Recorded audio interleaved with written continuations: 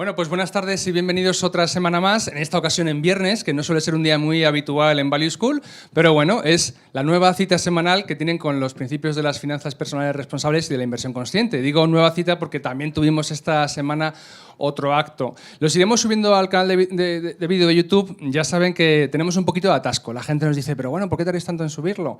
Pues porque son muchos actos, los vamos espaciando por cosas del algoritmo y para que no se coman unos a otros, y nos lleva un poquito de tiempo también editarlos, es decir, simplemente les pido un poquito de paciencia, pero todos se publican.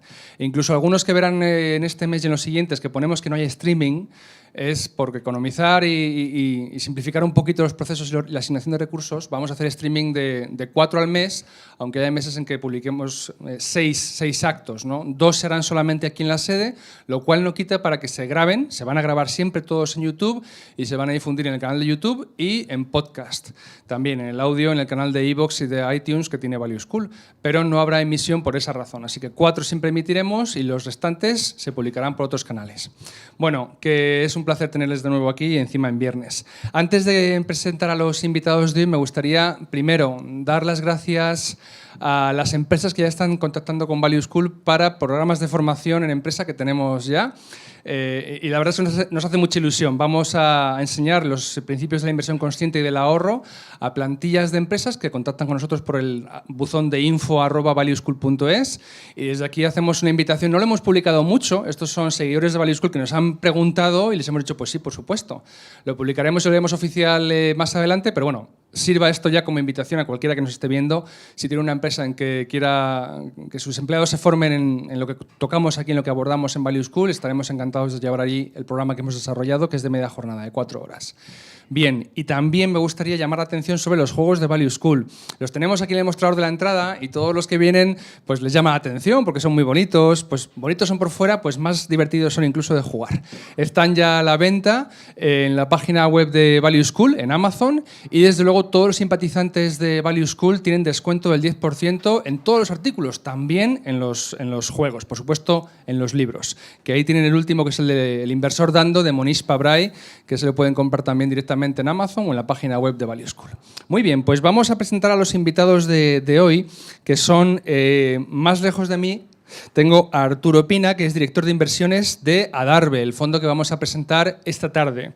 Arturo es ingeniero informático con 25 años de experiencia en el área de las tecnologías de la información y también es lector empedernido y amante de desestructurar conceptos complejos para hacerlos funcionales. Luego nos explicas un poquito, Arturo, qué es y a qué te refieres, porque la idea va a ser, aparte de que nos presenten el fondo, pues hablar con ellos y conocerlos un poquito más. Y a su lado está Marcos Álvarez, que ya ha venido a Value School y también, vamos, para mí es un placer, además, decir que Marcos es profesor de la Escuela de Verano Nuestra. Marcos es responsable de relación con inversores de Adarve, desarrolla su carrera profesional en SAP, donde lleva trabajando más de 22 años, es divulgador financiero y colaborador, aparte de Value School, de diversas iniciativas relacionadas con la inversión racional.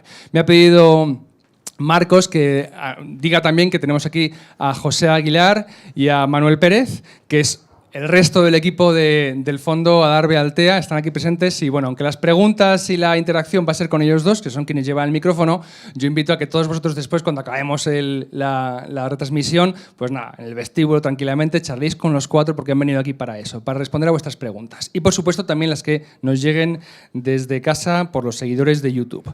Muy bien, pues vamos a empezar a hablar. Y yo tengo una duda, sabéis que mi idea siempre es hacer esto lo más didáctico posible. Cuando me habéis mandado la presentación, he visto que comentabais que esto es un compartimento. Explicadnos qué es, porque claro, algunos oyentes dirán, ¿no es un fondo de inversión o es un compartimento, es un tipo de fondo? ¿Qué significa que Adarve Altea sea un compartimento? Cualquiera de los dos. Bueno, para un inversor que quiera invertir es transparente, es un vehículo de inversión, lo único que ocurre es que, digamos, las condicionantes que tiene y los mínimos para constituirlo pues son de otra manera, son menores. Digamos que si en un fondo de inversión llega a 3 millones, pues aquí con 600.000 cada compartimento es suficiente. Tendría que tener por compartimento, digamos, por cada caja 20 partícipes y en total 100. Siempre, pues de hecho, siempre se comenta así, hombre, por si queréis en el mundillo, que con 5 O sea, si 5 por 600.000, pues serían los 3 millones de un fondo de inversión, 20 por 5 los 100 partícipes de un fondo. Entonces, de esta manera, pues con menores requisitos de inicio, pues se puede lanzar un vehículo de inversión que para el inversor es totalmente transparente.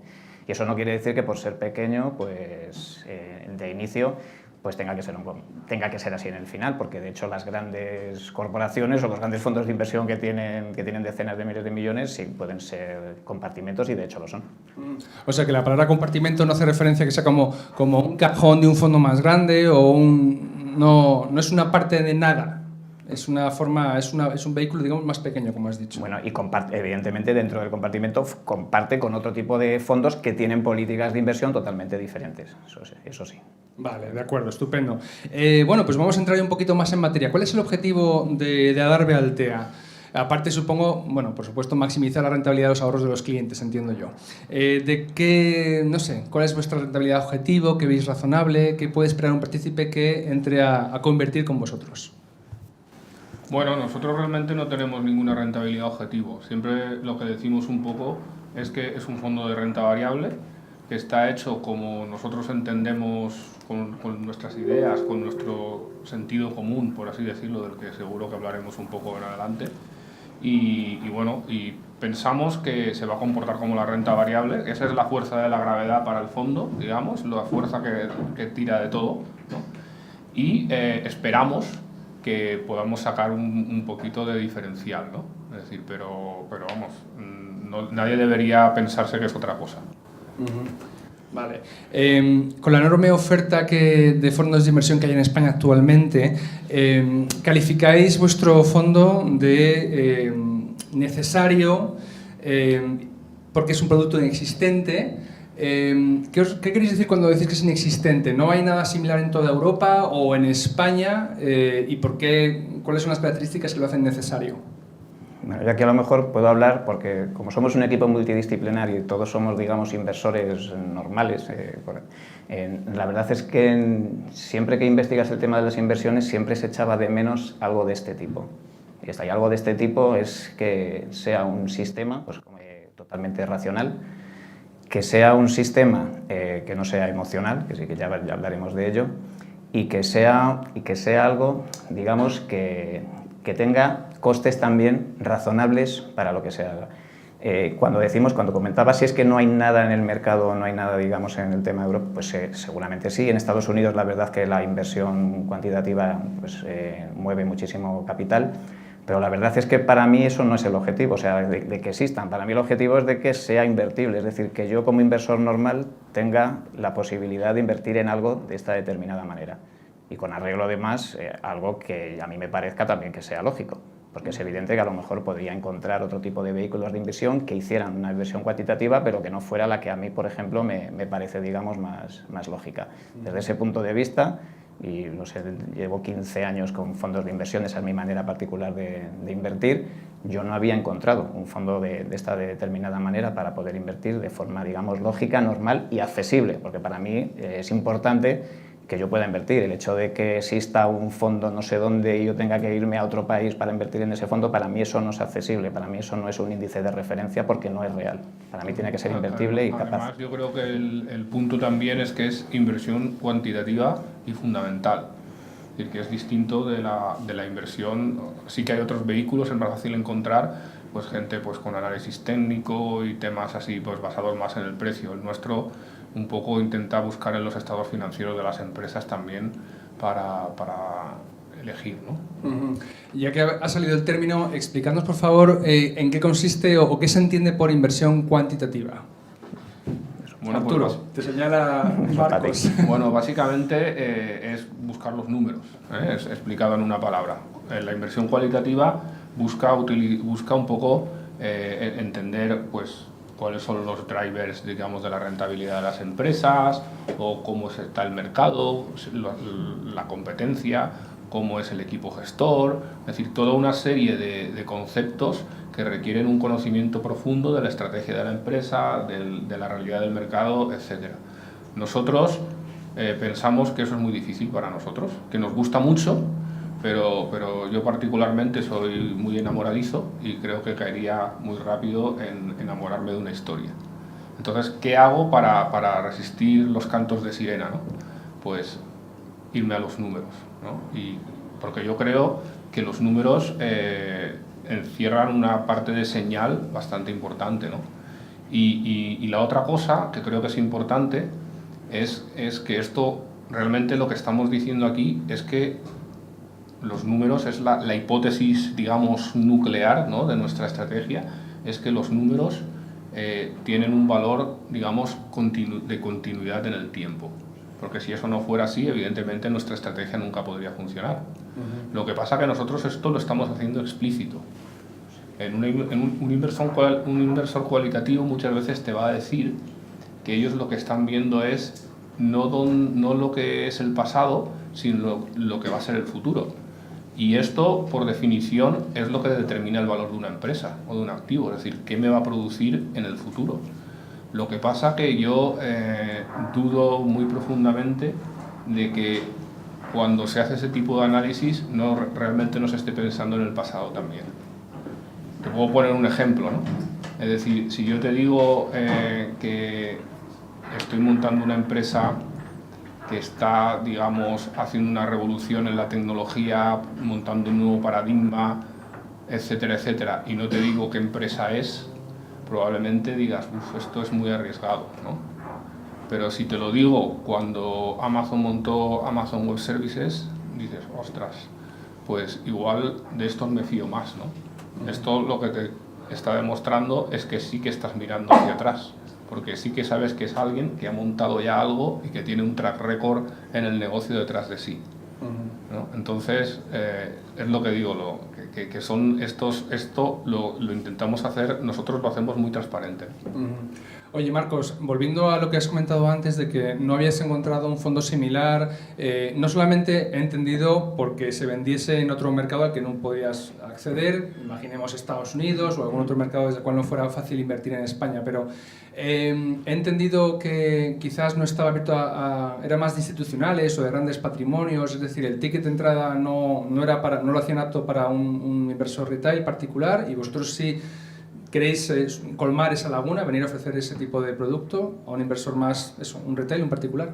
Bueno, eso desde luego, pero como ha dicho Arturo, es que la inversión que nosotros hacemos desde el punto de vista cuantitativa con los estados fundamentales, yo tampoco la había encontrado.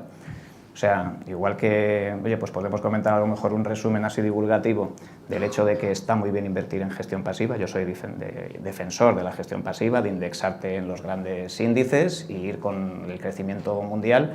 Me parece normal que sea algo, digamos, de invertir por cualquier persona, porque estás, digamos, invertido con la capitalización. Pero a mí me parecía también razonable estar invertido con la lógica y el sentido común. Con la lógica del sentido común empresarial fundamental de las compañías.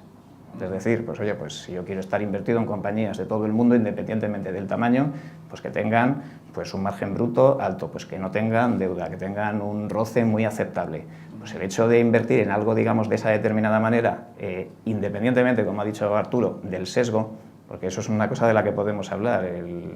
A medida que pasa nuestra vida profesional y nos vamos dedicando, y todo el equipo que somos bastante multidisciplinares, nos dedicamos, digamos, a labores profesionales donde entendemos cómo funcionan las empresas, sabemos lo difícil que es a futuro proyectar tesis sobre las compañías y sobre todo incluso en las que nos dedicamos profesionalmente. Pues entonces ese tipo de cosas sabemos que trae ciertos problemas y creemos que la manera, digamos, más fácil de evitarlos es invertir de manera cuantitativa, de una manera racional y barriendo el mundo con parámetros que nos parecen del todo lógicos. Claro. Esto es entonces, a ver, una pregunta. Aquí han venido muchos gestores de tipo value que plantean que esto de seleccionar compañías tiene casi más de arte que de ciencia. Yo entiendo que ellos al expresar esta idea están poniendo énfasis en el componente justamente no racional, sino el interpretativo de saber valorar el cualitativo. Esto es lo que vosotros queréis, digamos, eliminar o reducir al máximo en vuestra selección de empresas en la forma en que invertís, ¿verdad? ¿No os parece que pueda, no sé, a lo mejor exagero diciendo que pueda añadir valor a la inversión o al proceso de selección? Nosotros no creemos que no añada valor, lo que pasa es que nosotros no sabemos hacerlo, ¿vale? Nuestra capacidad cualitativa, digamos que está en seleccionar los modelos. Ahí es donde hemos investigado, hemos pensado, hemos leído, hemos copiado a otros, vamos, miserablemente, pero realmente es donde pensamos que una vez que hemos definido esto ya no intentamos que las emociones no entren en absoluto. Es decir, si hay otra gente que sabe hacerlo y evidentemente hay indicios de que la hay, lo que yo no tengo claro es si siempre tiene que haber alguien que gane, ¿no? Y es por esto que lo hay, ¿no? Pero nosotros pensamos que para nosotros es muy difícil, ¿no? Y entonces... Este es Arturo, que es muy humilde, porque yo desde que le conozco es de los mejores inversores value que yo he visto, porque si hay algo value es saber descartar qué empresas no van a ir bien. Y desde que le conozco siempre me descarta todas, o sea, casi seguro. Podría dar una lista de empresas, pero bueno, por no poner, pero bueno, luego las podemos sacar. Pero algo, por ejemplo, que siempre hemos comentado, porque Arturo y yo nos conocemos desde hace ya bastante tiempo, siempre ha sido el hecho de que si descartas lo malo, ya casi lo tienes bastante el camino por delante ya hecho. Muy bien. Esto no es idea nuestra tampoco, esto lo dijo uno de los señores que tenéis ahí, ¿no? En la puerta, ¿no? O sea, totalmente. Charlie Munger, ¿no? Es decir, quiero saber dónde me voy a morir para no ir allí nunca, ¿no? Y esto viene exactamente de ahí, ¿no? Muy bien. ¿Cuál es vuestro universo inversor y dónde vais a encontrar ideas? ¿Y cómo las buscáis? Bueno, el universo inversor es todo el universo, es decir, vamos a toda la renta variable en todo el mundo, en cualquier tipo de capitalización, cualquier tipo de sector, cualquier país. Y las ideas vienen dadas por los modelos, es decir, nuestra ideación es crear los modelos y una vez que los modelos tenemos confianza en ellos ya, pues es darle la máquina y ir a por ello. ¿Solamente renta variable o también renta fija? No ¿Títulos de deuda? No tenemos ningún modelo que vaya a renta fija. Sí que tenemos una parte de lo que es el fondo pequeña, sí que invierte en ETFs normalmente, ¿no? Y ahí sí que podemos entrar en algún ETF de renta fija, ¿vale? Porque tenemos otro modelo, digamos, que va un poco pues más por momento, más por reversión a la media y tal, porque esto sí que creemos que funciona, aunque el momento es un tema bastante especial, ¿no? Porque no hay ninguna... hay teorías, pero no hay una demostración de por qué el efecto del momento, si realmente obedece a alguna ley o no es más que datos, ¿no? Entonces, pero bueno, nosotros tenemos una fuerte convicción en él y por eso dejamos una pequeña parte ahí para esto, ¿no? Muy bien. Habéis comentado en todo el mundo, supongo que en todas las divisas o en múltiples de ellas, ¿las cubrís? ¿Tenéis previsto cubrir el riesgo de divisa de alguna manera o no está en el modelo o en vuestros planes? No es, vamos, la renta variable para nosotros son las empresas las que se cubren de la divisa, creo que es algo también que se ha comentado aquí ya bastantes veces. Y sí también comentar que el valor también a nivel de invertir en todo el mundo también es, porque en ciertos países que si después echamos a lo mejor un vistazo a la cartera, pues la gente se puede quedar sorprendida. Yo creo que el día que la publicamos, no siendo a lo mejor 3 o 4 empresas, fue como muy sorprendente, la gente no las conocía, porque podemos invertir en, no sé, la última fue en Turquía, ¿no? Esta que me comentas, o sea, podemos invertir en países que si los datos dan como balance fuerte, pues si podemos invertir en ellos, no vamos a decir que no, es que porque el país, o sea, no vamos a tener sesgo ni en acciones y mucho menos en países, por supuesto. ¿Y cuántos valores tenéis en cartera ahora mismo? Pues son 25, me parece, ¿no? No llega a la treintena. 4 ETFs, y 4 parece, ETFs, ¿no? sí. 25 acciones, digamos, de empresas y 4 ETFs. ¿Y vuestra intención es estar 100% invertidos todo el tiempo o vais a gestionar liquidez de alguna manera? No estamos haciendo market timing, no sabemos cuándo el mercado va a subir o cuándo el mercado va a bajar. Entonces creemos que estar invertido 100%, porque dejamos claro, esto es renta variable, nuestro fondo es renta variable, así hay que entenderlo. Entonces cada uno ya tiene que decidir cuál es su asignación de activos, teniendo en cuenta que con nosotros siempre va a tener un 100% en renta variable. Entonces dentro de su paquete de renta variable va a ser renta variable pura, digamos. Orientadme un poco sobre el plazo que aconsejáis que el partícipe esté invertido en vuestro fondo. Aquí muchas veces se dice pues un mínimo de 5 o 10 años. ¿Vuestra recomendación va por esa línea o hablamos todavía de más tiempo? Bueno, como siempre, cuanto más mejor. Cuanto más mejor. Siempre a largo plazo, esperamos que plazos razonables de 5 o 7 años pues puedan ser para tener más que el poder adquisitivo y una rentabilidad más que aceptable para ello. Ahora, el mercado dicta sentencia y como ha dicho Arturo, si la renta variable gira en una dirección, nosotros vamos a girar en esa dirección, es muy probable que giremos en esa misma dirección. Nuestro fondo no va a ser digamos, algo que vaya a subir mientras lo demás vaya a bajar, es un fondo normal de inversión en renta variable con una determinada manera que además es que nos parece que es, desde mi punto de vista, la más lógica para invertir. Muy bien. Aquí tenemos un montón de compañías. ¿Os parece contarnos algo de las menos conocidas, quizá? Yo creo que Kentucky Fried Chicken lo conocemos casi todos, Pues que hemos comido por ahí. Esa es un engaño, realmente. Venga, dale. Porque la empresa es Fast Food Indonesia, ¿vale? Que es una empresa que tiene la franquicia de Kentucky Fried Chicken en Indonesia, precisamente, y es el único valor, y es la primera vez que yo puedo invertir directamente en Indonesia, ¿no? Y es curiosa, ¿no? Luego hay otras que son conocidas, me imagino, ¿no? Gilead es bastante conocida, es una eterna presencia en muchas carteras value, ¿no? Estos son los que curaron la hepatitis C, ¿vale? Y precisamente, pues empresarialmente uno se puede plantear si eso fue bueno o malo, ¿no? Porque digamos que la teoría de la conspiración dice que hay muchas empresas de estas de farma, ¿no? que lo que quieren es hacer las enfermedades crónicas, ¿no? Y seguir generando cash flows ahí, ¿no? Pero bueno, seguro que realmente no piensan en eso. Y hay una empresa española que ha entrado hace poco también, ahí está, ACS, que esa requiere poca presentación, algunas son famosas, ¿no?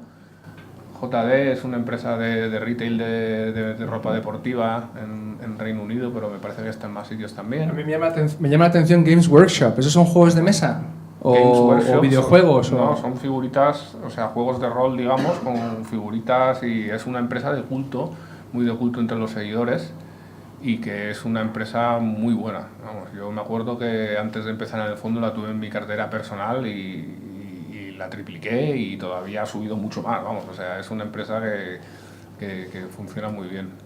Oye, Arturo, ¿y qué miráis en ellas? Porque aquí cuando traemos a otras gestoras de tipo value nos dicen pues que no tengan deuda, que sean negocios familiares, que haya pues eso, alineamiento de intereses, que hayan generado, pues bueno, que generen caja continuamente. No sé, ¿cuáles son los criterios que valoráis a la hora de sumar a vuestra cartera? Bueno, pues a mí algunos de los criterios que más me gustan, por ejemplo, es la persistencia en el tiempo del margen bruto, ¿vale? Es decir, hay uno de los análisis que hacemos, lo que hacemos es, por ejemplo, tomar entre toda la muestra del mercado, todas las empresas, elegir, por ejemplo, cuál ha sido su peor margen bruto en el ciclo. En el ciclo hablamos de 10 años, ¿no? Y entonces, a partir de ahí, con los peores márgenes brutos de todas las empresas, quitamos el 90% a lo mejor, ¿no? Y de ahí, por ejemplo, te quedan las empresas que en el peor margen bruto a lo largo del ciclo más alto han tenido, ¿no? que el resto del mercado. Ese es uno de ellos. La rentabilidad es muy importante, sobre todo sobre activos operativos, ¿no? Eso nos gusta bastante, es una idea también que sacamos del libro de Penman, ¿vale? Y bueno, la deuda nos gusta poco también, en general, aunque yo sé que la deuda es la manera de ganar dinero si aciertas, pero esto lo dejo para los que tienen más experiencia cualitativa. Es decir, si una empresa muy apalancada, si sale bien, va a ganar mucho más dinero que una empresa que no esté apalancada, evidentemente, porque está jugando con el dinero de otros. ¿Qué más cosas? Pues también tenemos algunas maneras de calcular el valor también, en base al pasado también, siempre en base al pasado, y nos gustan para algunos modelos nos gustan las empresas que pensamos que están más baratas. Y bueno, y todo cosas utilizamos criterios de Graham, por ejemplo. Graham fue el primer quant, ¿no? Graham, si tú te lees ya desde el inversor inteligente, te dice muy claramente, pues mira, seleccionas empresas así, así, así y así, ¿no? Y bueno, también lo utilizamos. Esa es una idea muy atractiva y me gustaría que la elaborases un poquito más. La semana que viene tenemos aquí a Miguel Roqueiro de Acacia Inversión y nos ha preparado una presentación y un artículo que publicó en el blog, creo que si no lo ha publicado lo vamos a publicar, donde nos dice que no hay nada más quant que una buena inversión value, y plantea además él que Peter Lynch o inversores de los que aquí hablamos mucho, hacían quant, y veo que retomamos contigo esta misma idea. ¿Podrías elaborar un poquito más, por favor? Bueno, pues no sé, poco más hay que decir, ¿no? Es decir, Graham, o sea, ahora no recuerdo exactamente los parámetros de uno de los modelos de Graham, pero habla de la parte del patrimonio neto de la empresa sobre el total de los activos, habla de los dividendos en función también de los tipos de interés de la deuda corporativa de máxima calidad. En ese mismo habla de... Es decir, que puede ser una inversión value pre-Charlie Munger en Warren Buffett. Es decir, la gente, aquí nos han comentado que Warren Buffett hacía más bien eso hasta que Charlie Munger le dijo, no, pero fíjate también en la calidad del negocio, no solamente en los números. Estamos hablando más de eso. Yo por lo que he visto, Graham es muy de balance, ¿vale? Muy de lo que tiene la empresa, no de cómo genera los beneficios ni nada de esto. Sin embargo, como bien dices, cuando entra Munger, él pues mete esta idea de ver el negocio, de ver cómo... Pero para mí, yo como no sé ver el negocio, porque todas me lo cuentan y dices, mira, sí, pues Games Workshop, lo que estábamos hablando antes, pues unas figuritas, la gente las tienen ellos solos, o sea, tienen todos los derechos de propiedad sobre ellas. Es decir, es un concepto que tiene un apalancamiento operativo muy fuerte, porque una vez que has diseñado los modelos y tienes la ESA de culto, pues suena perfecto. Y luego a lo mejor pues no tiene éxito, ¿no? Se pega la gran castaña, ¿no? Por eso yo prefiero mirar en los números, ¿no? Y los números tienen una persistencia a lo largo del tiempo, pues esto me da mucha confianza, ¿no? Es decir... Sí, en una cosa que yo coincidí siempre con Arturo en el tiempo fue porque a mí un libro que me gusta mucho, que es muy, muy pequeñito, es el pequeño libro que bate al mercado de Greenblatt. Es otro inversor quant, pues es su fórmula mágica, o sea, y que mira que todos los value, o sea, la gente, digamos, de inversión value lo recomienda. Pues a mí eso, cuando yo lo leí, fue cuando dije, esta es una manera de hacer, lógicamente, una inversión de largo plazo, racional y totalmente no emocional y sin sesgo. Este es el libro que a mí probablemente me ha influenciado más, ¿no? Es el libro que a mí un poco me abrió los ojos. Me gustaría decir que corregidme si me equivoco, pero yo creo que lo he estado viendo esta semana en Amazon Kindle por 3 euros o por ahí. Lo digo porque es una ocasión muy buena quizá para hacerse con él. Lo tienen en oferta durante todo este mes, me parece. Sí, ¿querías decir algo más? No, que digo que eso hay que aprovecharlo mucho porque en Amazon, vamos, por decir algo, siempre hay, digamos, momentos en los que por 1 euro puedes comprar libros de este tipo. Y a mí es un libro que, junto con el de Vogel, pero el pequeño, no el ladrillaco, me gusta mucho recomendar, porque creo que leyéndose esos dos libros te haces una composición muy, muy buena del mundo de la inversión. Háblanos un poco más de los modelos, Arturo. ¿Cuánto tiempo llevas trabajando con ellos? ¿Esto es la destilación de muchos años de trabajo y de afinar esos modelos? ¿Y cuál ha sido el proceso? Bueno, pues la anécdota yo creo que va a ser interesante para la audiencia, ¿no? Porque fue básicamente casi una broma, ¿no? Es decir, me acuerdo que cuando la crisis, en 2007-2008 por ahí, yo ya lo llevaba en la cabeza porque había leído el libro de Greenblatt, ¿no? Y estaba ahí yo pues inquieto ya con el tema, ¿no?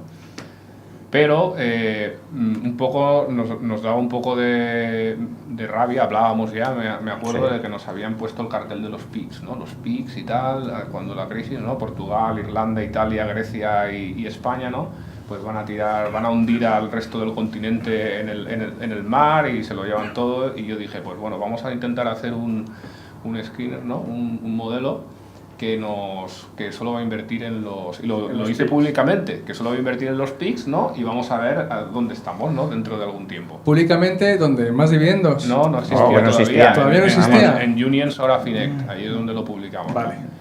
Y me acuerdo que Gustavo me estuvo ayudando, ¿no? Porque yo todavía no sabía mucha contabilidad. Ahora pues tampoco es que sea un gran experto, pero vamos, ya he aprendido más, ¿no? Y bueno, entre varias ideas y tal, pues lo pusimos ahí a tirar, ¿no? Y bueno, aquello fue, o sea, espectacular, ¿no? Lo siguiente. O sea, vamos, me acuerdo que sobre todo cuando empezó a entrar en empresas griegas, que dices, bueno, pues de esas 5 o 6 países, Grecia el peor, pues no, el mejor, ¿no? Porque estaban prácticamente, pues, empresas que tenían toda su venta, o sea, todos sus ingresos venían de fuera de Grecia, pero estaban produciendo en Grecia, es decir, que estaban ganando dinero, pero el mercado, ya sabes, el mercado coge una vía, ¿no? Y por esto igual es por lo que funciona el momento, coge una vía y le da igual, ¿no? Es decir, lo pone todo del mismo color y allá va, ¿no? Y aquello fue, vamos, o sea, ya te digo, es decir, ganamos a la S&P 500, ganamos a los mejores fondos value del momento, es decir, que fue una risa, vamos, es lo de los PIGS, ¿no? Luego hicimos otra versión, le llamamos el índice porcino, por aquello de... Luego hicimos una versión value, ¿no? Que también basada más o menos en lo mismo, ya ampliando más criterios y tal, ya nos vinimos arriba un poco, ¿no? Y a ese le llamamos el jabato, ¿no? Y aquel también funcionó bastante bien. Y fue a raíz de ahí, pues ya empezar a leer, empezar a copiar a otra gente, porque copiar es la mejor forma de aprender y de hacer cosas. Y bueno, el libro de Penman, que lo he citado antes también, fue bastante interesante, me influyó bastante, cogí bastantes ideas. Y muchas veces es, la frase esta de Manger, que hablábamos antes, pues nos dio la idea del, en vez de filtrar por coger las mejores empresas, ¿qué pasa si empecemos a quitar las peores aquí y luego le hago una intersección con las peores por este otro criterio y una intersección? Entonces te das cuenta de que cuando vas haciendo muchas intersecciones te vas quitando mucho, ¿no? Y al final las que te quedan son las que han pasado todos esos filtros, pero no filtros por lo mejor, sino filtros porque no son lo peor. Y ese también es un modelo que funciona bastante bien, vamos. De hecho, la intersección de una inversión value con, por ejemplo, lo que nosotros, pues en aquel momento pues hacía Arturo y yo seguía mucho, pues era prácticamente en muchos momentos muy parecida. De hecho, a lo mejor hablábamos o íbamos a alguna reunión value y salía a lo mejor algún ejemplo de pues, una empresa griega y Arturo ya se la conocía. Dice, mira, esa estaba ahí, bueno, y hasta hace poco yo me acuerdo. Metcalf fue aquella, me acuerdo. Metcalf, por ejemplo, que estuvo en fondos de inversión value de aquí y no hace mucho el value spend de este año. Pues Javier Panizo de Nomura presentó la empresa Ross y cuando la presentó a mí me sonaba porque a ti te había salido, esa empresa te había salido a ti casi siempre. Te hace ver un poco que algo de señal, no es todo ruido, hay en los números también, ¿no? Porque al final acaban coincidiendo con gente que lo ve de otra manera. En la presentación hay una nota que me gustaría señalar y es que decíais que el fondo que no tiene alta dependencia del asesor. ¿Qué significa? Es decir, que, por ejemplo, si tú te vas, Arturo, ¿esto va a seguir? Sí, porque toda la información está totalmente compartida entre los cuatro, entonces cualquiera de nosotros podría seguir ejecutando la estrategia sin ningún problema, vamos. Entonces, ¿eso hace referencia a un modelo que no va a cambiar? ¿No va a cambiar en qué sentido? Es decir, que ellos, por ejemplo, uno de los gestores se va y los que se quedan, no sé, cómo... La pregunta mía va a ser un poquito si eso va a evolucionar, si introducís a lo mejor cambios con el tiempo en el modelo y la pérdida a lo mejor de uno de los integrantes del equipo vaya a perjudicar el funcionamiento del modelo o, no sé, la evolución. Bueno, no lo sé, el futuro no se puede prever, ¿no? Pero lo que sí que estamos intentando hacer es mitigar todos los riesgos y la forma de mitigarlos pues es investigar juntos, entender todos cómo funcionan las cosas y saberlo ejecutar. Y yo te digo una cosa, esto no estamos aquí descubriendo alta tecnología ni haciendo cosas súper complicadas porque no somos tan inteligentes, ¿vale? Es decir, todo lo que hemos hecho se puede hacer con herramientas que están o gratuitamente en internet o los datos te cuestan 20 o 30 dólares al mes. Y las formas de programarlo no requieren sofisticaciones, porque vamos, yo soy informático, pero yo hace mucho tiempo que no me dedico al grano fino, ¿no? Entonces es algo que cualquiera puede un poquito, ¿no? O sea, cuando digo cualquiera no estoy diciendo que la gente se lance porque hay que probar y todo eso, ¿no? Pero que no es, técnicamente no es de una ejecución difícil, digamos. Aquí cuando hemos tenido equipos de gestores, una pregunta que siempre me gusta hacer es ¿cuál es el proceso de decisión? Es decir, alguno de los, en vuestro caso, no lo sé, me lo estoy imaginando, uno de los cuatro propone una empresa, la examinan todos y es o por unanimidad o no entra en la cartera, o hay uno de los miembros del equipo gestor tiene un voto de calidad y su opinión cuenta más. ¿Cómo hacéis esa decisión de qué valores tenemos en cartera? Entra en el sistema y luego vamos a ver cuál es. O sea, claro, aquí mandan los modelos, no hay más ni más. Emoción cero. Lo único que podemos tener es, pues cuando vayamos a sacar un modelo nuevo, aunque el proceso está bastante claro y bastante definido, pues sí podemos comentar el modelo, sí que podemos ver realmente que tiene sentido, que es algo que llamamos sentido común, que es una palabra que todos creemos que sabemos lo que es, pero seguramente si preguntas a cada persona te lo va a contar de una manera distinta, realmente es sentido común, ¿no? Que estamos de acuerdo con ello, y luego pues un poco tirarlo hacia adelante y ver que cumple las expectativas, ¿no? Lo que no hacemos nunca es mirar hacia atrás, ¿vale? Y eso hay un tema que es el backtesting que mucha gente hace. Nosotros creemos que el peligro es demasiado grande porque te puede llevar muy fácilmente a que empieces a jugar con los parámetros. Y como nuestras ideas se basan en temas de sentido común, no queremos empezar a optimizar sobre si 0,5 es mejor que 0,49 o peor que 0,48, ¿no? Y a la hora de vender, ¿una compañía que está en cartera también es el modelo? ¿O con qué criterios fijáis un precio objetivo y cuando lo alcanza liquidez la posición? ¿Cómo salís? También son los modelos, no fijamos precios objetivos, porque eso supondría que sabemos valorar. Y valorar es un ejercicio bastante cualitativo también, ¿no? Aparte que tienes que prever el futuro y eso tampoco sabemos, ¿no? Porque la única forma buena de valorar es hacer una suposición sobre los ingresos, los flujos de caja futuros de la empresa, ¿no?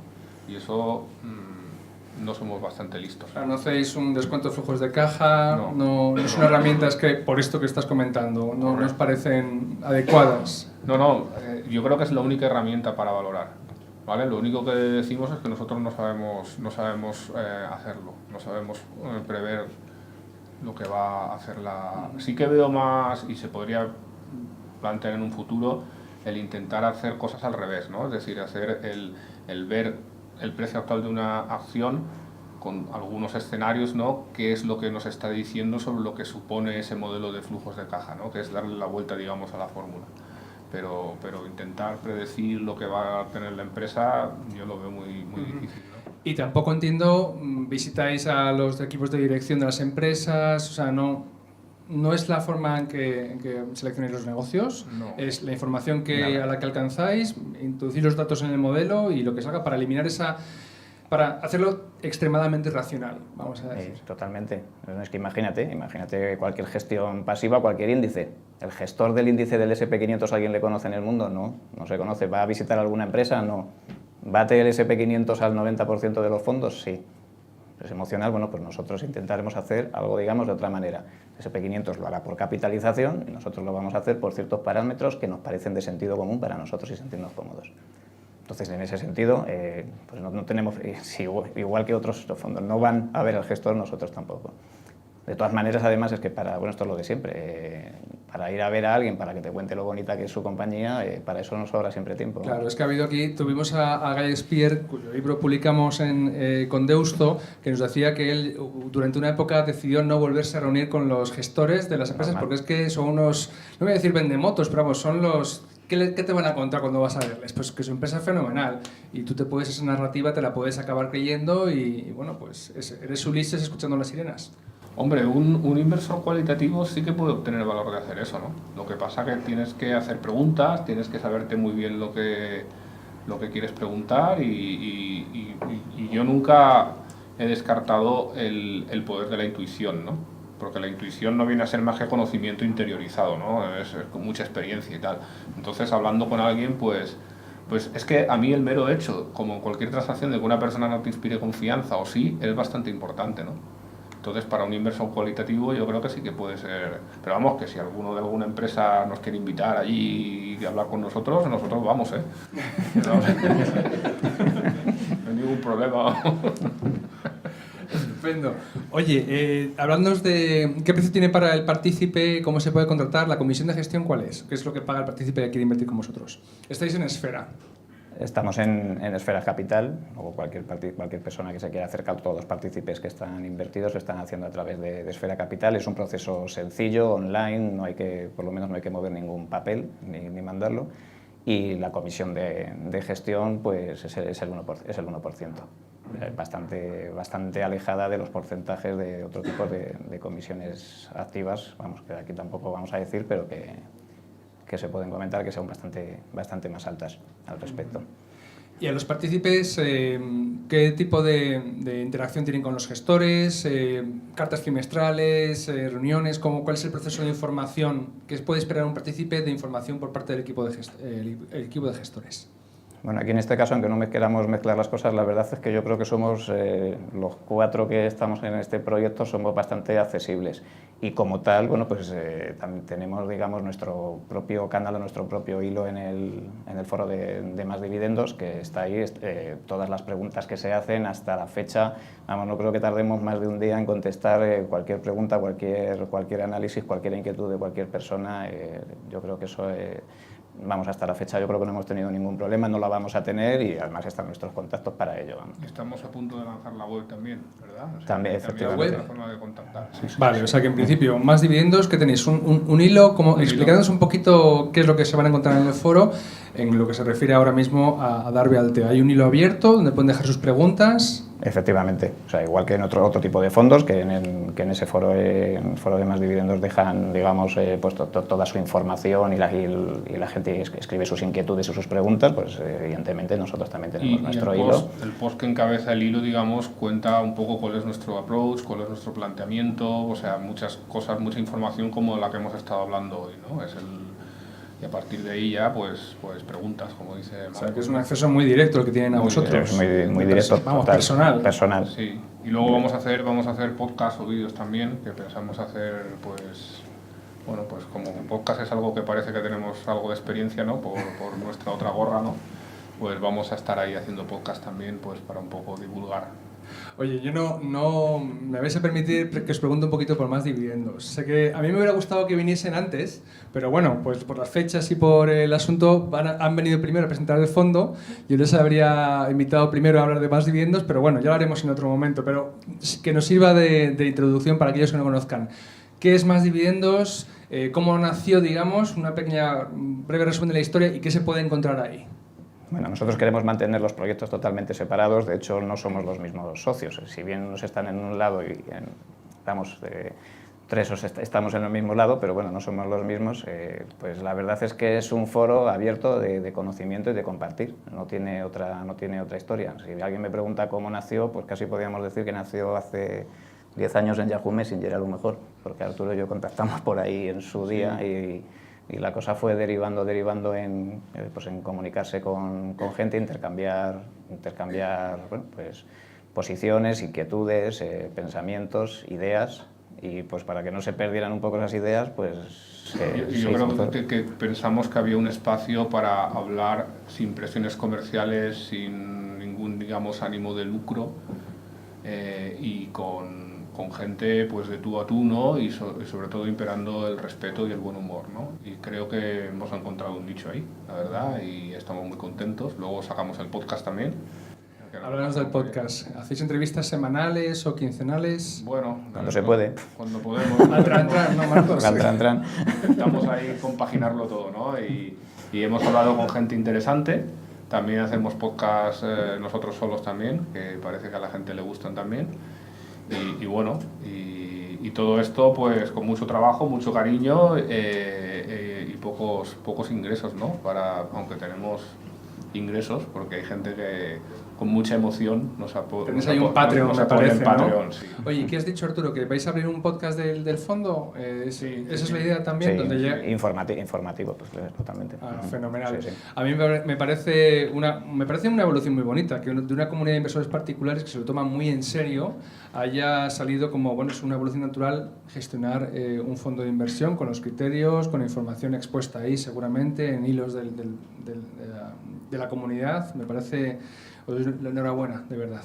Muy bien, pues son ahora las 8 menos cuarto. ¿Qué les parece si abrimos el turno de preguntas en sala y también en las redes sociales para Marcos Álvarez y Arturo Pina? Y bueno, para sus dos compañeros también aquí que están en primera fila, si alguna pregunta fuera para ellos, pues les pasamos el micrófono igualmente y la responden, ¿no? Bien, pues adelante. ¿Quién tiene la primera pregunta para los invitados de hoy? Levanten la mano y damos unos turnos de pregunta aquí en sala. Adelante. Al fondo de la sala hay una. Muy bien. Hola, buenas tardes. Quería saber un poco más en detalle el proceso de la gestión de la cartera, porque mi impresión hasta ahora es como que utilizan el modelo, se genera una especie de ranking de activos y por allí pues pueden comprar esos activos, pero luego en qué momento lo venden, cómo es la rotación, un poquito saber en detalle cómo es la gestión. Bueno, pues básicamente la idea de entrar o salir nos la dan los modelos.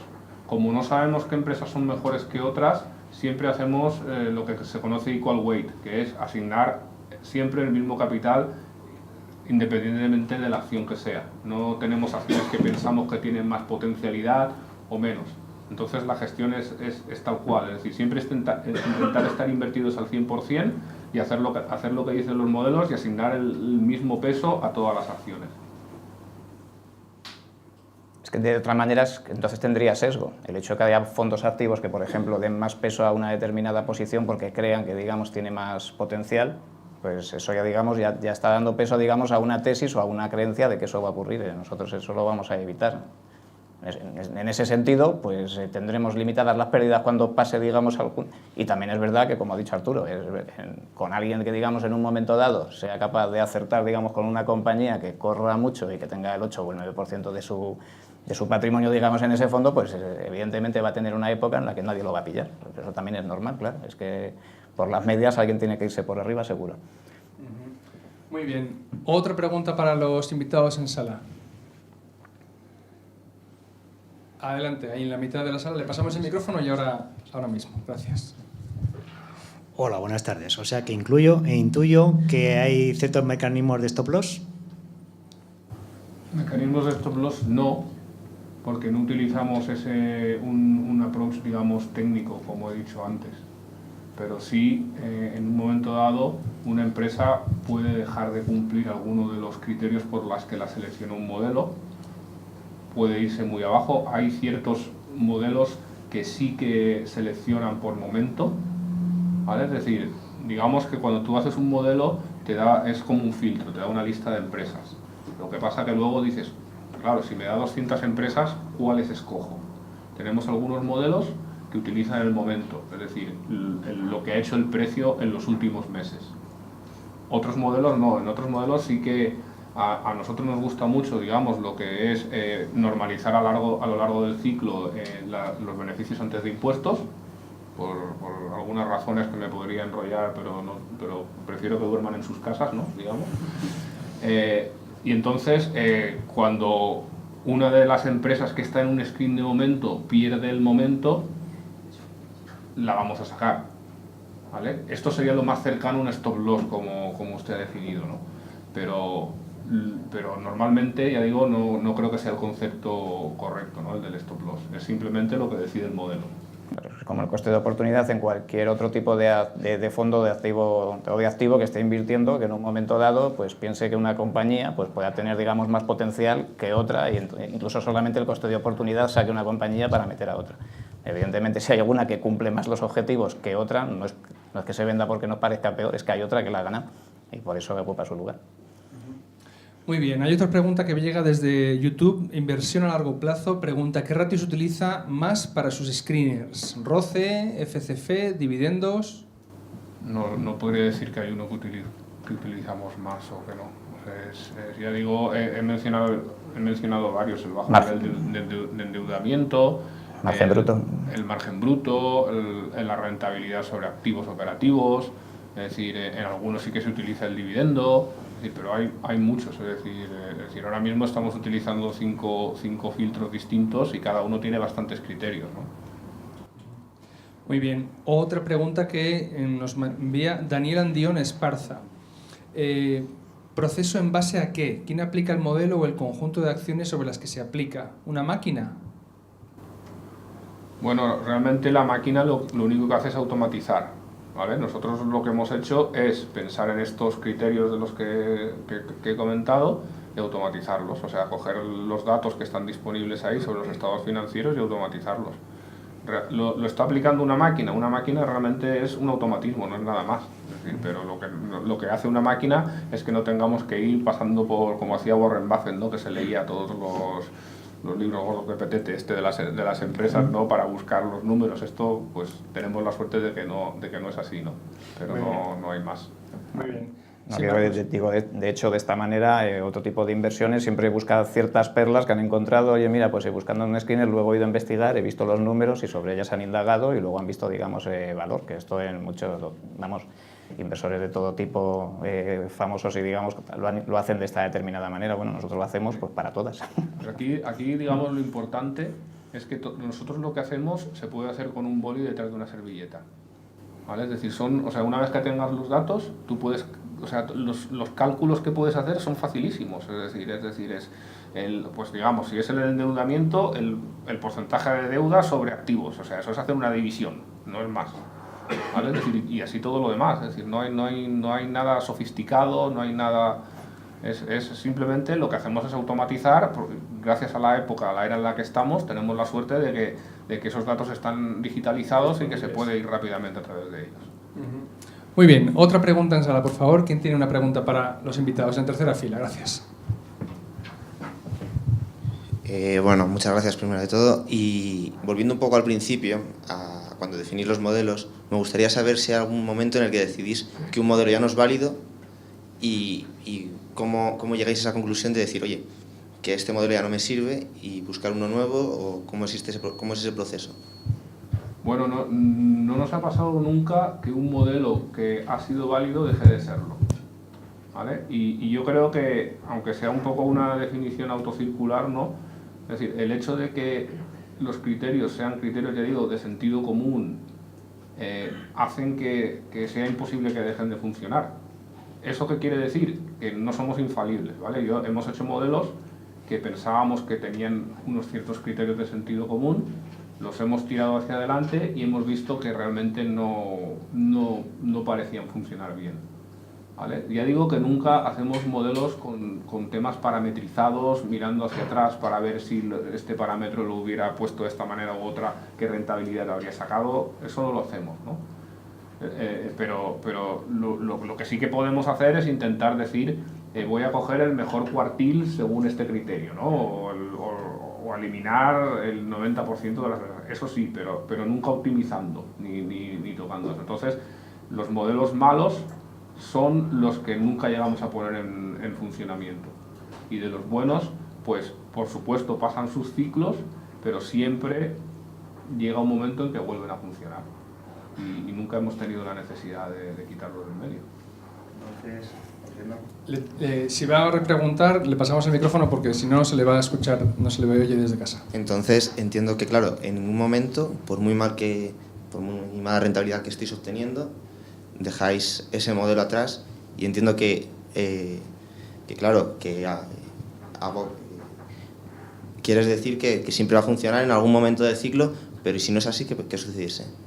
Bueno, lo que intentamos hacer para evitar el riesgo del modelo es diversificar.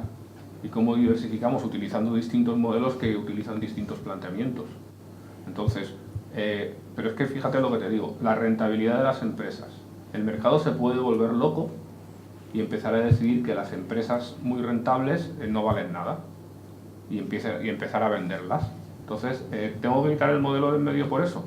Yo creo que no. Porque al final yo creo que las empresas rentables volverán a subir de precio, ¿no? E incluso uno podría decir que todavía tendría que tener más fe en ese modelo. Sí. La deuda. Las empresas muy endeudadas, puede haber un momento en que las empresas muy endeudadas vayan muy bien. ¿Por qué? Pues porque la deuda vale muy poco, como ahora, porque, ¿sabes? Pues hay un momento en que el mercado es entre comillas, irracional. Siempre tiene unas razones el mercado, pero son razones que al principio son buenas razones y al final se convierten en cosas irracionales.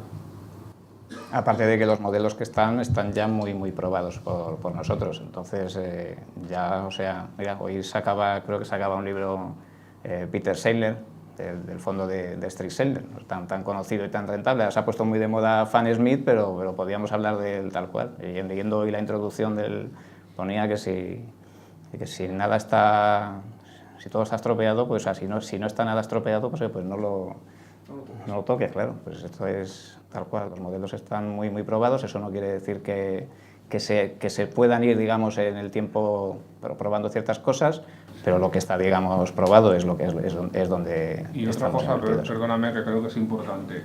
Creo que un poquito del valor que aportamos es en la ejecución, ¿no? Es decir, nosotros utilizamos los modelos, son modelos que muchos están en libros, o sea, se puede coger uno y hacérselo en su casa, ¿vale? Pero tenemos dos ventajas. Una, aparte de las ventajas fiscales, de ser un fondo, etcétera, etcétera. Una, que no vas a tener que ocuparte de seguir las empresas, de ver si puedes invertir en Indonesia y lo que te cuesta, de ver si puedes invertir allí y lo que te cuesta, y de estar siguiendo, digamos, el mercado. Lo hacemos por ti. Y otra, pues que no va a haber emociones. Es decir, al fin y al cabo, tú con tu cartera puede ser que en algún momento te asustes, ¿no? Porque tienes menos experiencia, por lo que sea. Nosotros tenemos ya esa experiencia, hemos pasado ese tiempo y no nos vamos a asustar. Es decir, ya digo que tenemos una convicción razonable en nuestros modelos y vamos a seguir ejecutándolos. David Pampín pregunta, querría preguntar por la gestión de la liquidez. En su modelo, ¿cómo se articula? ¿No tienen miedo de que el partícipe ante una caída no entienda el modelo, salga por patas y eso falle? Gracias. Bueno, pues por eso hacemos una labor bastante didáctica al punto. Quien quiera acompañarnos, somos claros en lo que hacemos, que nos acompañe. Y el que no, pues que no nos acompañe, efectivamente. Eso también es muy fácil decirlo, porque mucha gente cuando todo sube, todo el mundo se apunta al carro de que esto, bueno, es renta variable, cuando cae pues lo aguantaremos, y luego cuando vienen las caídas, aquí hay gente que pueda salir, digamos, corriendo. Bueno, pues tenemos nuestros propios estados para tener ese tipo de liquidez en caso de que algo ocurra, porque evidentemente ciertos modelos con empresas de bastante liquidez pueden apoyar ese sistema, pero en principio nosotros hemos creado un vehículo para que esté bien explicado y que la gente que quiere invertir con nosotros, que diversifique, digamos, sus carteras, lo haga a largo plazo sabiendo qué es lo que vamos a hacer y punto. Pero fíjate que ha habido algunas personas que les hemos dicho que no deberían de invertir en nuestro compartimento. ¿Por qué? Pues porque confiesan abiertamente que no lo entienden a lo mejor e incluso te dicen a veces que lo hacen porque confían en nosotros. Digo, no confiar en nosotros es una buena razón para no invertir. Confiar en nosotros, no. Tienes que confiar en nosotros, pero es mucho más importante que entiendas qué es lo que estamos haciendo. Evidentemente no estamos diciendo, entiende tú cómo se hace un filtro, qué valores hay que coger y tal, pero entiende cuál es nuestro proceso. Nuestro proceso inversor es escoger esos filtros, es crear esos filtros, es probarlos, es ver que funcionan. Ese es nuestro proceso inversor. Eso es en lo que tienes que confiar. Eso es lo que tienes que entender, ¿vale? Y luego ya, por supuesto, si no confías en nosotros, menos todavía, ¿no? Pero vamos, que no inviertan simplemente porque confían en Marcos, en José... No. No. Eso no es lo que queremos. No es muy bien. David Actuario pregunta, si en una decisión coexisten criterios value y momentum, ¿cuál prevalece? Es que no se eliminan unos con otros. Efectivamente. O sea, hay modelos no que seleccionan por value y hay modelos que seleccionan por momento. ¿Vale? Eso no quiere decir que no haya modelos que a lo mejor las que están, aunque seleccionen por momento, te quiten las muy caras. No, estoy hablando así un poco de, no digo que haya un modelo que lo haga ni que deje de haberlo, ¿no? Pero no es contradictorio. Muy bien. Otra pregunta en sala, antes de dar paso a otra de YouTube. Allá al fondo repreguntan. Sí, esta es un poco más técnica, porque también soy ingeniero y me atrae mucho esa parte.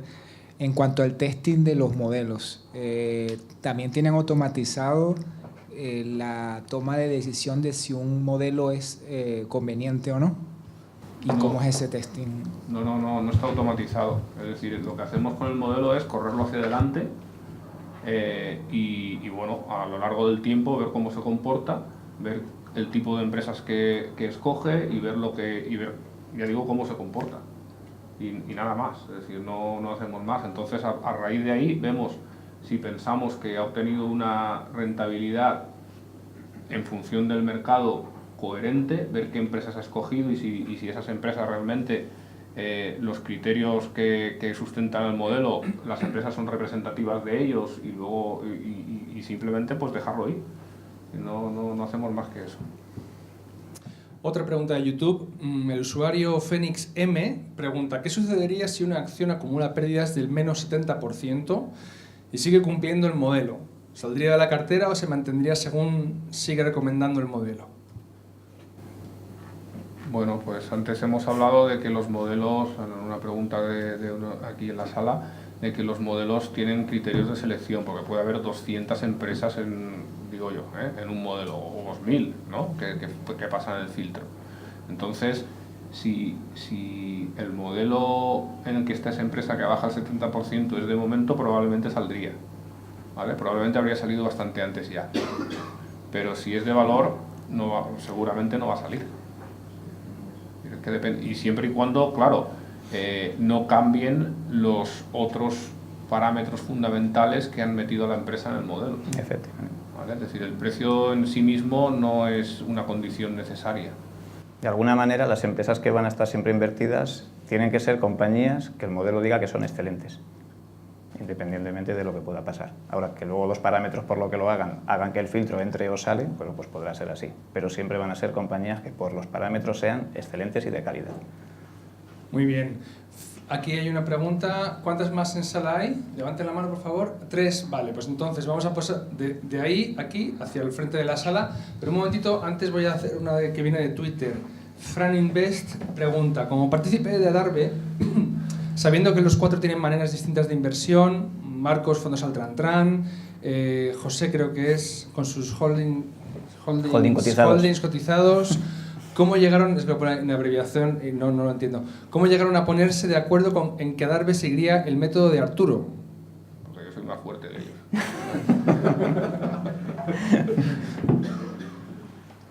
Bueno, claro, es el que no existe. El modelo era el modelo que en mi caso que yo estaba buscando y que no existe. Entonces, antes cuando has comentado es que Arturo y yo creo que la primera vez que hablamos y cuando me enseñaste el índice Petrovsky, o sea, cómo, digamos, montar estos modelos, esto hablo ya hace años y años, yo fui el primero que le animé a decir, saca algo. O sea, saca un producto para que mi cartera esté diversificada en una parte que sé que me falta y que no tengo manera de invertir en ella. Claro, y bueno, y era obvio que me tenía que asociar con ellos, ¿no? Porque Marcos es probablemente el mayor talento en relación con inversores del país. Estoy seguro. Y bueno, el fallo de mercado es que nadie se ha dado cuenta antes que nosotros, ¿no? Y bueno, pues ya está. Pues ahora los demás se aguantan.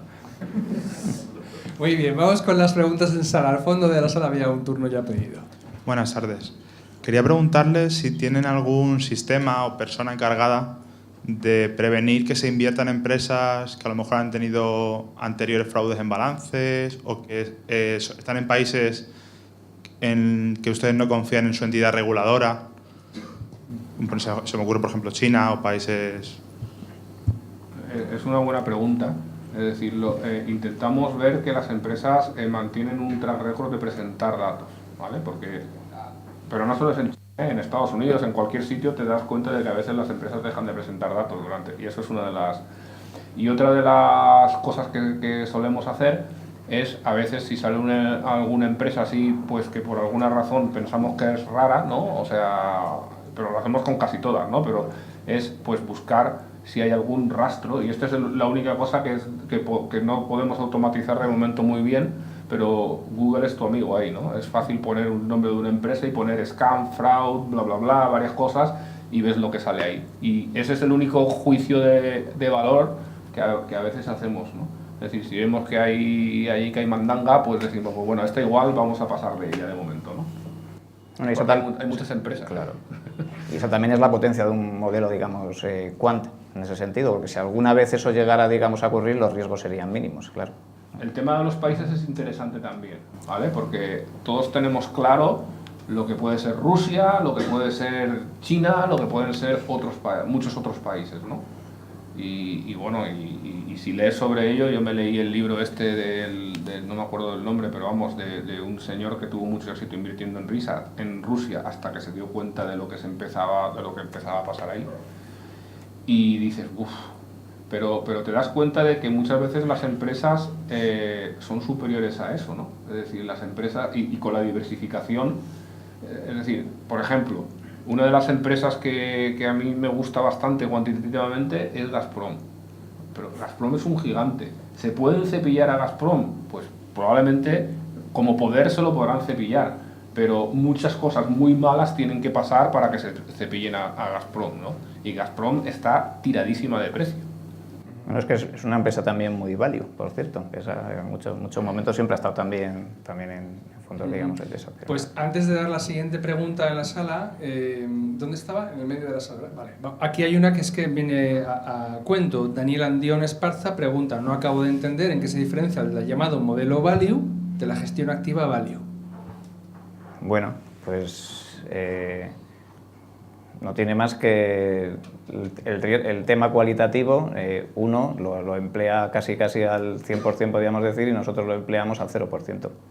Es decir, alguien puede pensar que sobre la tesis de la compañía va a extender hacia arriba, a futuro, ya no el flujo de caja o lo que vaya, digamos, a ganar la compañía, sino que esa compañía, además, no va a ser disrupteada por la competencia y con el sesgo, digamos, que haya podido tener. Esto, además, es que es algo que yo creo que, además, el tiempo, yo creo que también juega siempre en contra de todo, pero por lo menos de la experiencia pues lo puedes tener.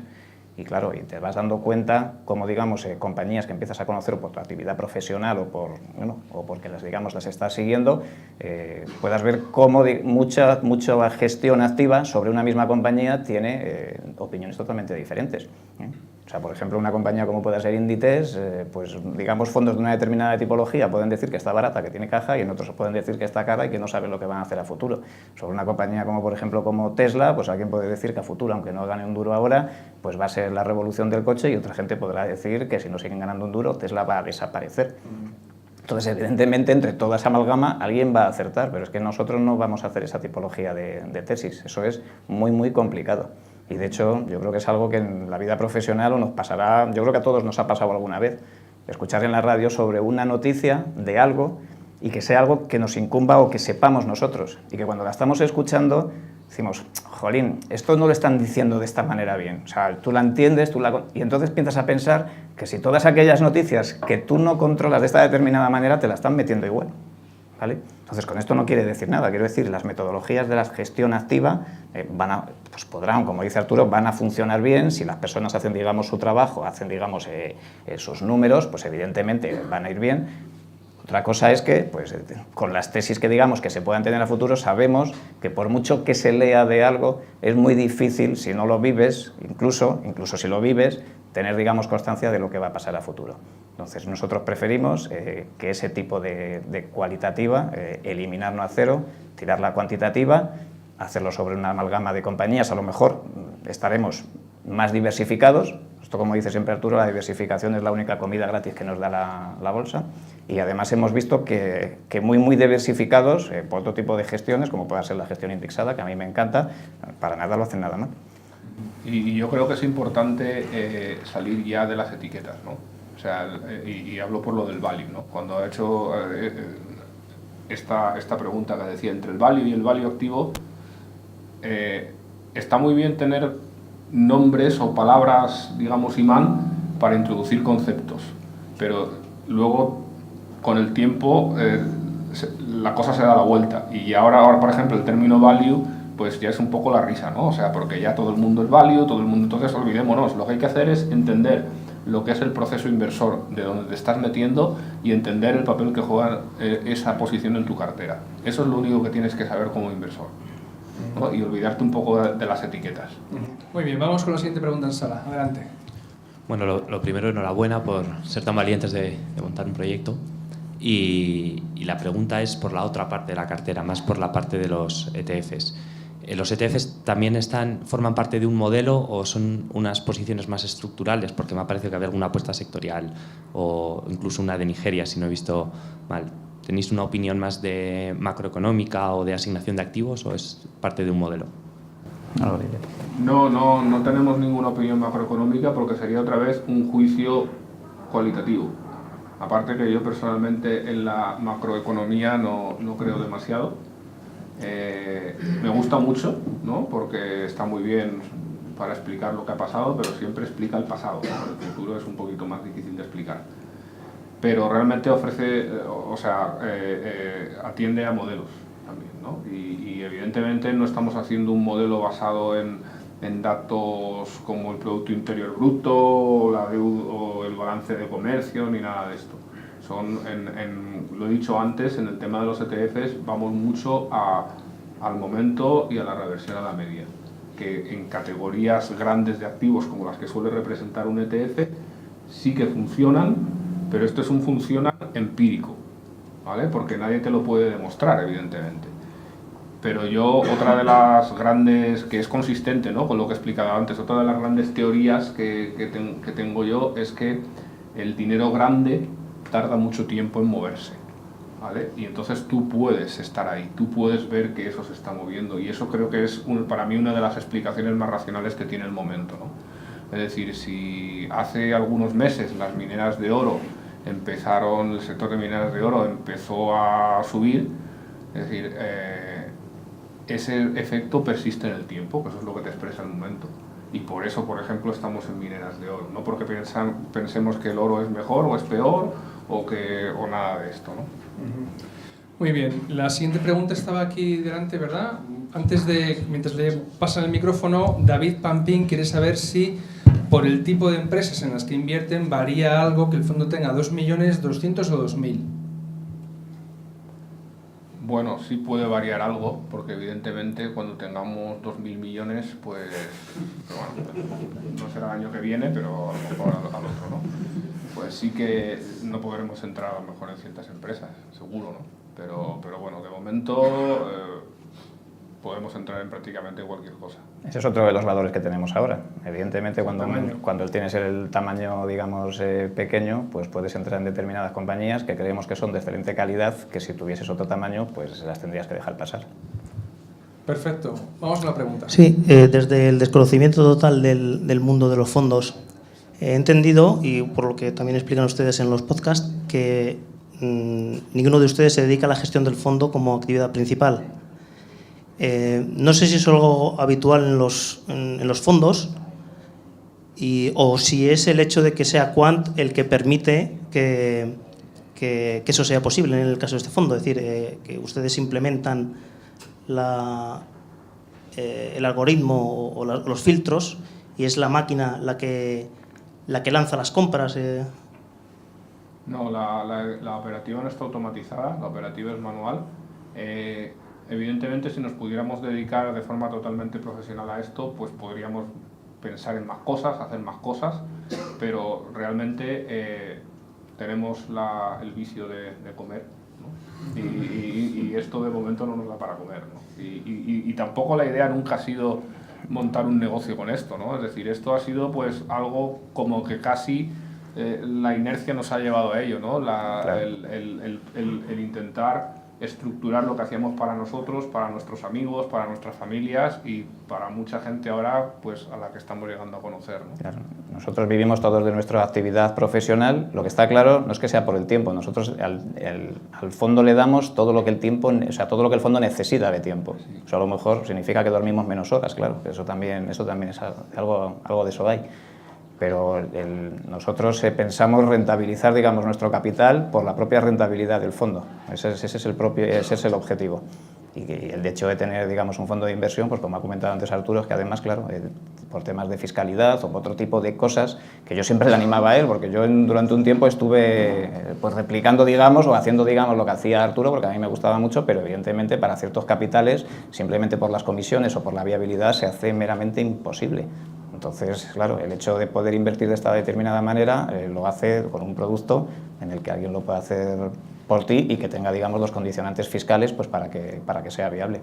Entonces, nosotros tenemos como objetivo, pues lo que ha dicho Arturo, que sea, digamos, el propio producto donde tengamos la rentabilidad de nuestro capital.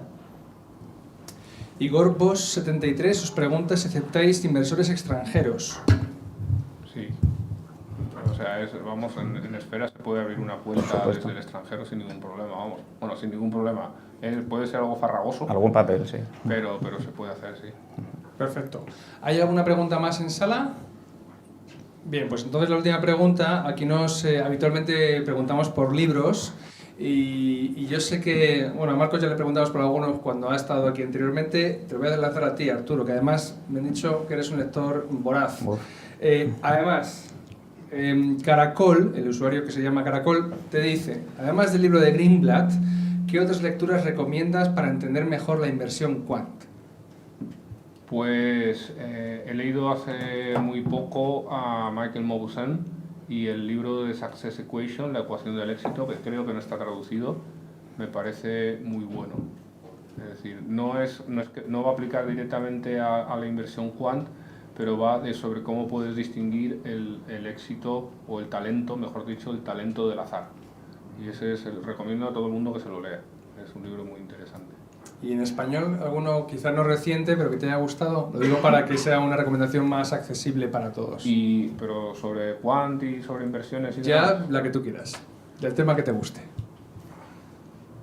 A ver, hay un libro que me gustó mucho, estoy intentando recordar, Gödel Scherbach, un eterno y grácil bucle, un eterno bucle dorado o algo así se llama. ¿De qué autor? Es de un autor, es un premio Pulitzer, el autor es Douglas Hofstadter, está traducido al español, es un libro que no tiene nada que ver con ningún otro libro que hayan leído nunca, pero a mí uno de los conceptos que siempre más me ha fascinado es el tema de la recursión. La recursión, los que sean informáticos lo conocerán mejor, pero es digamos que una fórmula se define en base a sí misma, ¿vale? Es una forma de repetición al fin y al cabo, ¿no? Es decir, es cuando, por ejemplo, tú haces una potencia, un número elevado a x, lo puedes definir como el mismo número multiplicado por la potencia elevado a un exponente, una unidad menor. Esto es una fórmula recursiva. Pero también algo recursivo es esto de cuando tú estás mirando una cámara y tiene una televisión que está captando lo de la cámara, ves lo de la televisión que sale así hasta eso a mí es una tontería, pero Gödel Scherbach es el de las ilustraciones estas, que ves una escalera que la estás viendo y dices, pero ¿cómo puede ser si está subiendo y baja y luego vuelve a estar en el mismo sitio, ¿no?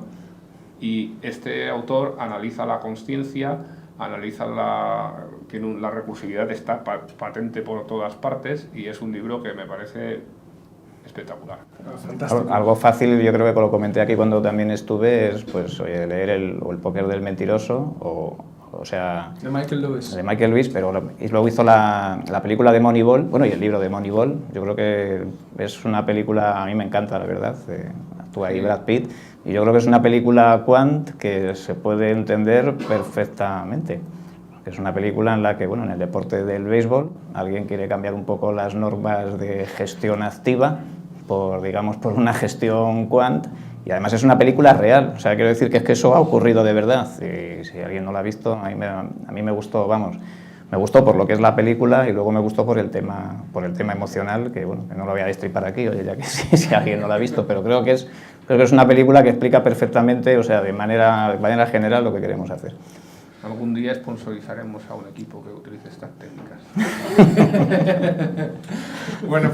Bueno, muchísimas gracias tanto a Arturo como a Marcos. Sabéis, insisto, todos los que vienen a Value School lo hacen desinteresadamente y nosotros queremos tener un detalle con vosotros.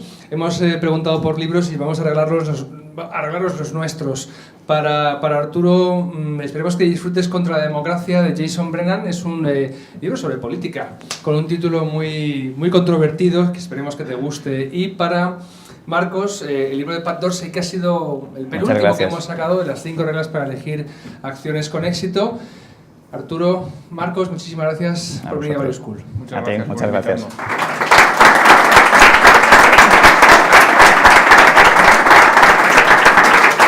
A todos ustedes, muchísimas gracias por un viernes abarrotar la sala, los amigos desde sus casas por mandarnos tantas preguntas. Hoy he tenido el teléfono que echaba chispas. Así nos gusta, que la gente se quiera venir a Value School, tanto en sus casas como presencialmente, a informarse sobre cómo poner su dinero a trabajar, que al final esto va de poner nuestros ahorros a rentar lo mayor posible durante el más tiempo posible. Les vemos la semana que viene con las 2 sesiones que tenemos programadas, una sobre inversión en negocios familiares y otra con Acacia y su modelo de inversión Quantamental, Quant y Fundamental, con Miguel Roqueiro. Toda la información está en Eventbrite, en la página web, todavía hay entradas para las 2 sesiones, también saben que las subiremos al canal de YouTube cuando estén listas. Y bueno, sin más, buenas noches y feliz fin de semana.